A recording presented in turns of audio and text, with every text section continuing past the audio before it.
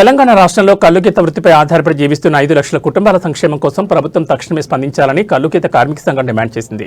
శనివారం సంగారెడ్డిలోని సుందరై భవన్లో ఎన్ ఆశన్నగౌడ్ అధ్యక్షతన జరిగిన జిల్లా కమిటీ సమావేశంలో రాష్ట్ర కార్యదర్శి ఎస్ రమేష్ గౌడ్ ముఖ్య అతిథిగా పాల్గొన్నారు.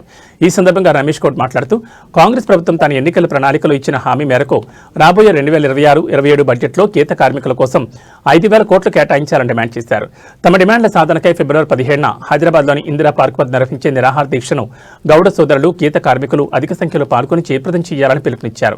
అనంతరం కల్లుగీత కార్మిక సంఘం 2026 నూతన సంవత్సర డైరీని నాయకులు ఆవిష్కరించారు.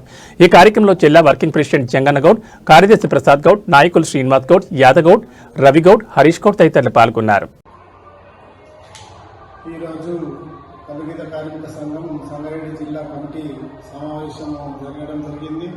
ఈ సమావేశంలో గీత కార్మికుల సమస్యలపై మాట్లాడుకోవడం జరిగింది. అదేవిధంగా జిల్లా ప్రధాన కార్యదర్శి రమేష్ గౌడ్ గారిని మాట్లాడవలసిందిగా కోరుతుంది.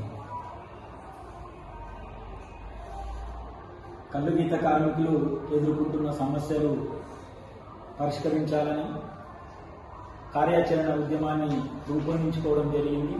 ఈరోజు ఈ నెల 12వ తేదీన దేశవ్యాప్తంగా కేంద్ర ప్రభుత్వం అవలంబిస్తున్న ప్రజా వ్యతిరేక విధానాలకు వ్యతిరేకంగా దేశవ్యాప్తంగా జరుగుతున్న సమ్మెకు కల్లుగీత కార్మిక సంఘం తరఫున సంపూర్ణ మద్దతు ప్రకటించడం జరుగుతూ ఉంది.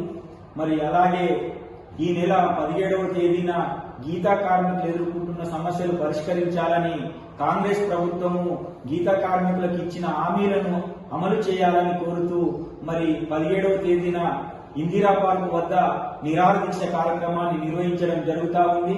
మరి రాష్ట్ర ప్రభుత్వము గత బడ్జెట్ లో 70 కోట్లు కేటాయించి మరి కేవలం 17 కోట్లు మాత్రమే ఖర్చు చేసింది.